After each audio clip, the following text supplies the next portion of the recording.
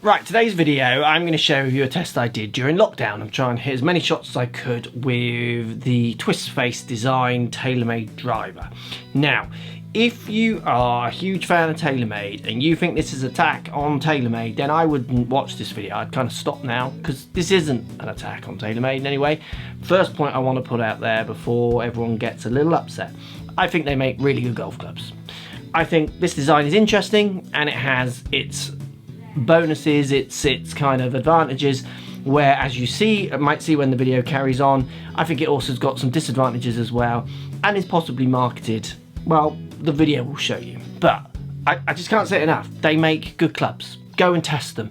They should definitely be in your testing bracket of clubs. If you want a new driver, this is one you should go and test, because it does perform well, and it performs well on lots of different categories. But at the same time, you might find some holes, and this video might help you kind of understand why these are there, and that other people might be finding these holes as well. It's a little disclaimer.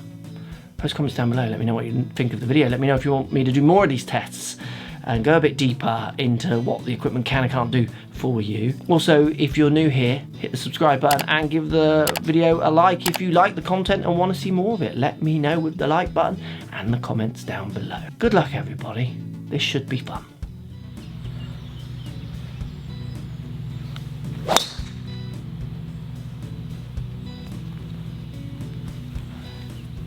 That was a good drive. So this video was inspired by Tiger Woods, believe it or not. He was on Golf TV talking about when he hit shots and played with a persimmon driver, how impressed he was with the persimmon gearing back to the middle, so it's shaping back when he hit the heel or the toe. And then he also, in the kind of interview, said that they're nothing like modern drivers. Modern drivers just don't come back anymore. So what was so interesting is someone who's paid by a company to sell their products are built on the premise of fading and drawing and the modern club helping, yet accidentally, because he was just talking honestly, because it wasn't about a product as such, the interview, he kind of let it slip that he doesn't feel that. And I just thought it was quite ironic. So what it made me do is, during lockdown I had more time to hit more shots. So in my garden studio I hit as many shots over the period of about 2 weeks or 3 weeks, I did, hitting this Sim driver to test the face. Got some good stats, interesting stats. Got my stat guy looking at it as well, so we're going to present the stats in this new way that people seem to like, and I really enjoy presenting the stats this way. And we've got hundreds of other shots for it to compare against, because at the same time I was not only comparing my two drivers that I use, my Cleveland and my Zexio, so I had plenty of data capturing at the same time with those. I was also capturing data with lots of eBay clubs that I was buying for under like 50 quid to show you what you can get out there for a cheaper price. This should be fun, shouldn't it? Should we show you what I found? Let's talk about the tech first. Let's see what TaylorMade say about this. So let's concentrate just on the face of this club. What are TaylorMade really saying? So it's a speed injected twist face. So the Sim has been individually calibrated and injected to reach the threshold for the maximum legal limit of the ball speed. The revolutionary face curvature reduces side spin and delivers straighter shots on off-center strike. So TaylorMade saying they're pushing the face to its limits. Again, we'll see what happens in the numbers. When I test the TaylorMade clubs over years of testing, really, their faces are always generally in the faster bracket. Like, they do push that face, I think, as far as any other manufacturers, because I also think manufacturers are a little bit scared of pushing it too far, because faces move, faces are never always consistent. There are build tolerances you've got to work to as well. No one wants that illegal driver. No one wants that driver to be found to become illegal. Where TaylorMade, obviously very confident with their design process that they can control this, are pushing it, is what they're saying. So in theory, we should see more distance, more ball speeds. The revolutionary face curvature reduces side spin. So what they're saying, if you think of side spin, that's curvature through the air, fades and draws. There's no it's back spin, but the spin axis is tilted, is they're kind of trying to minimize that tilt is kind of what they're saying. And it delivers straighter shots and off-center hits. That's the big one that I want to test. Like as a golf coach, if I can give someone a piece of equipment that is revolutionary, it makes me not have to work so hard. It makes them hit it straighter. So I've got this bit of knowledge that this club does make people better. I need to know about that as a coach, not a fitter, not as a content creator, not as someone you watch on YouTube. I need to know that for myself as someone who's really keen to make sure I understand what is available for golfers to get better. I can't wait to see the numbers. Should be fun.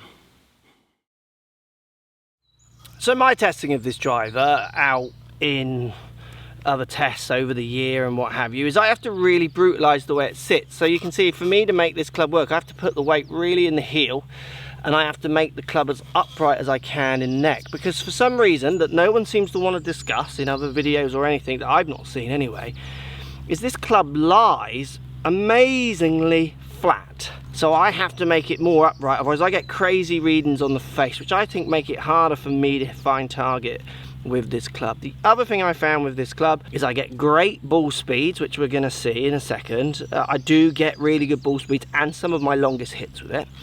But when I miss high toe, which is my miss, it doesn't tend to come back. In fact, it tends to go more high right. And that's something that other people are finding. And I think that's quite an interesting part of this face in the win and the lose. It'd be interesting to see the ball speeds because I think they'll be quite good as anything, maybe even sneaking others. But dispersion wise, I would say this is one of the worst clubs I've used for dispersion, and it's advertised as something that's so good for dispersion.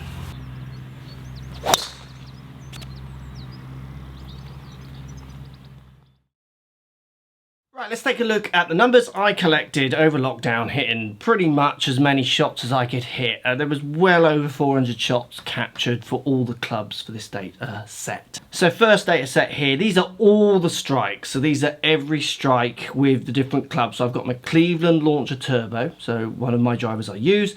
I got all the eBay clubs. If you didn't see me test the many different eBay clubs that I was buying over lockdown to see how cheap a decent driver you can get.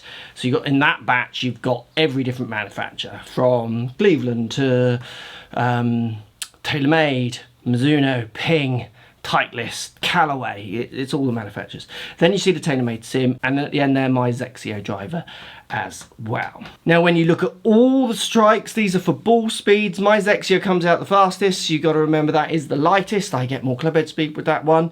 The eBay's coming out slightly slower. You got to remember I was going back 10 years plus in technologies with those clubs mixed as well, but did quite well considering none of them are fit and none of them are even from the modern era as such. I mean, they are modern era, but not like last 2 to 4 years almost. My Cleveland Launcher and the Sim, very similar. Sim, again, a little bit faster, but not beating the Zexio, but that's to do with the lighter shaft, counterbalance, just what I get out of it. So the TaylorMade Sim, ball speed, does very, very well. And I see this in tests I've done over many years using TaylorMade drivers. Often they come out near the top end when it comes to ball speeds and potential distance. They are very good at that. Now, if we look at all the strikes, so low toe, high toe, center, low heel, high heel, toe, heel, high and low. So this is every part of the face, all bunged in, color coded. I'm going to break this up, so don't worry if there's so much here. But for left and right accuracy, my Zexio averaging out the best. Second best would be my Cleveland Launcher. So you could quite easily say, well, they're the two clubs that are fit for you, so not surprising. And I game both of those, so possibly they feel a little bit more something I'm used to, so that's why I get the better out of those. I'm not saying they're better than the other clubs, because I would agree with that to a certain extent as well. The eBay batch comes in third. The eBay batch is basically me buying drivers for under 50 quid. I think the most expensive was 100 quid. Off eBay, stiffs, round the lofts I could get for me, and they come out the third most accurate left and right. Mixed manufacturers, mixed years, which is quite hilarious. And then the Sim just sneaking slightly worse, but not much between it.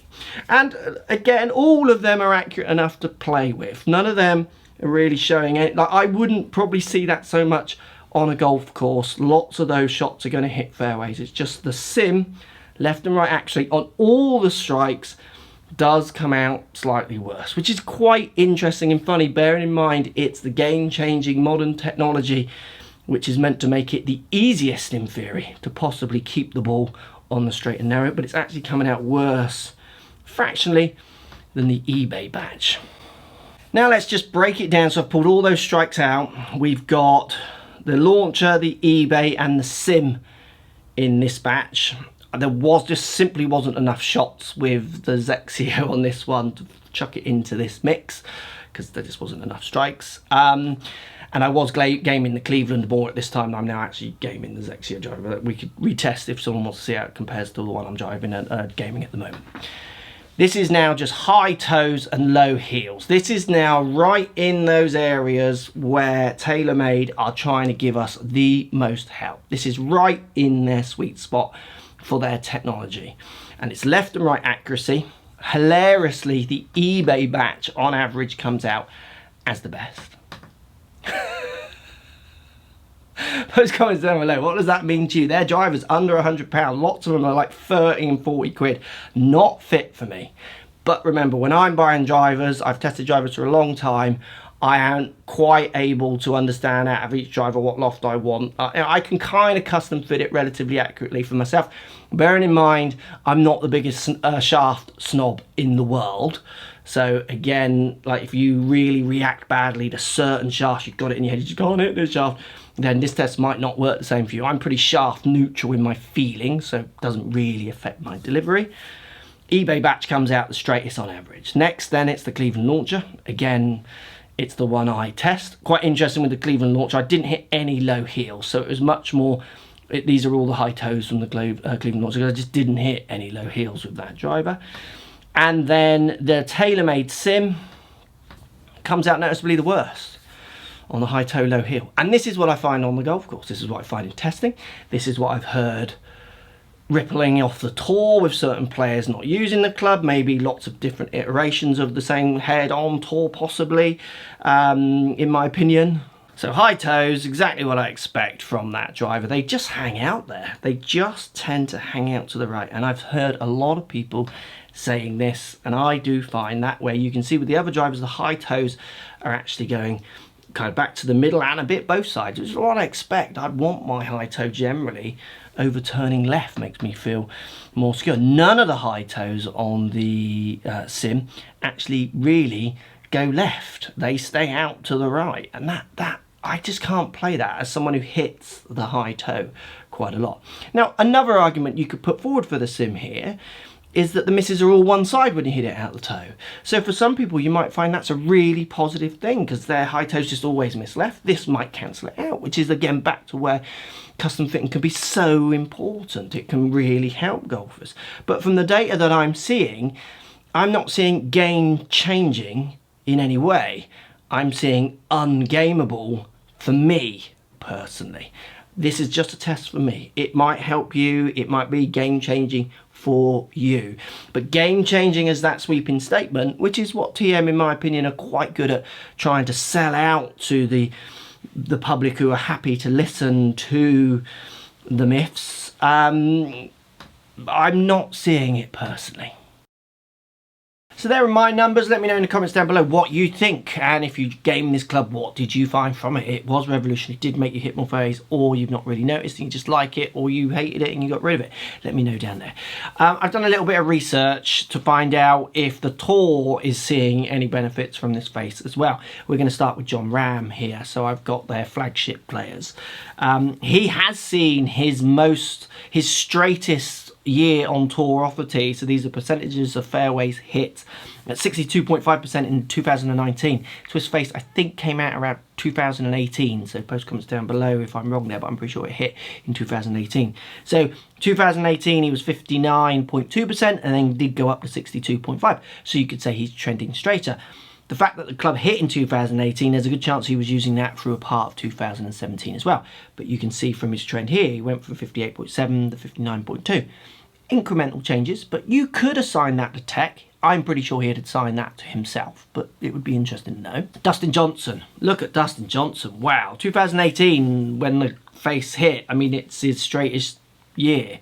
But 2019, I'm presuming using the same tech, one of his close to his worst year, apart from 2008 when he, I presume, maybe joined Tour, did he? And then 2013 at 53.4%, dropped quite low as well. But he's had his highest and near down with his lowest with that technology. Dustin, I see flatlining. Personally, is my trend I see from there. What do you see in these stats down below in the comments? Rory's interesting. Look, Rory's 2010 stats, 62.6, are his highest fairway percentage hits of his whole career. 2018, he saw a slight increase from 55.1% to 55.8, tiny increase. And in 2019, 61.8, getting up nearer his best. Again, for me, the trend there is relatively flat.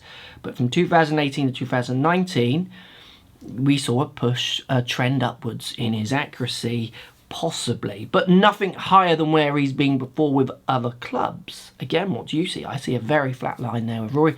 Nothing really revolutionary from those numbers. And the most interesting one of all, Tiger. From 1999 to 2000, 71.3 and 71.2% fairways hit.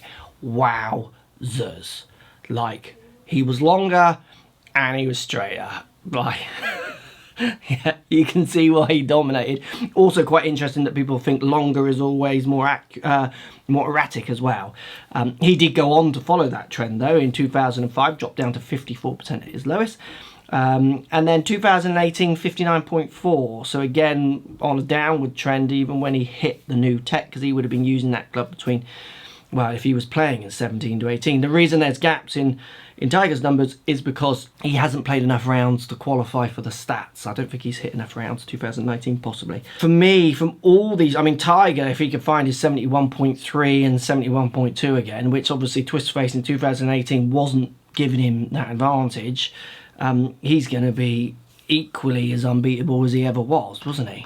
There you go, let me know in the comments down below, what do you think? Is it revolutionary? I think it's revolutionary as in people haven't done it before. Is it revolutionary as in it's going to make everyone hit the ball straighter? I absolutely believe not. Twist Face is not a tool I would use for my coaching to try and help people. If I was in the process of trying to sell equipment and fitting, it's something that creates a very interesting talking point and then in turn selling point possibly. But for me, if you want to hit the ball straight, as the RNA and USGA's mission statement shows, it's all on you. No bit of tech can actually help you do that. It might help an individual idea. It's not going to help golf as a whole. So when it comes to revolutionary tech, for me, it's a it's a no, in my opinion. What does it mean to you? Down there, let me know.